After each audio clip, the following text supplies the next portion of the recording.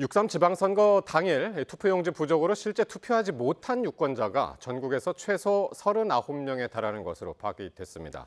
당시 중앙선관위원장은 투표용지 부족 사태가 벌어진 걸 언론 보도를 보고서야 알아챈 것으로 나타났습니다. 보도에 박희재 기자입니다. 6.3 지방선거 당시 투표용지 부족으로 실제 투표 중단이 발생한 투표소는 최소 26곳. 유권자들은 다 합쳐 10시간 넘게 투표를 하지 못했습니다. 그런데 당시 이곳 투표소에서 최소 39명이 투표하지 못한 것으로 확인됐습니다. 용지 부족이 가장 심각했던 송파구 잠실 7동 제2투표소가 17명으로 가장 많았는데 투표 대기표를 받고 집으로 돌아갔다가 돌아오지 않은 사례가 상당수였습니다. 실제로 참정권 침해가 발생한 건데 상황이 이런데도 지방선거 당일 컨트롤타워 중앙선관위는 언론 속보를 보고서야 처음 상황을 알아챈 것으로 파악됐습니다.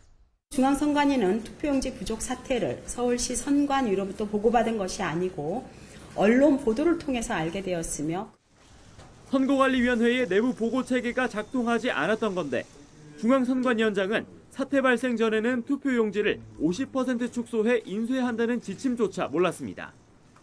선관위는 조직 수장에게 투표용지 인쇄 규모라는 선거 핵심 업무조차 보고하지 않았던 겁니다.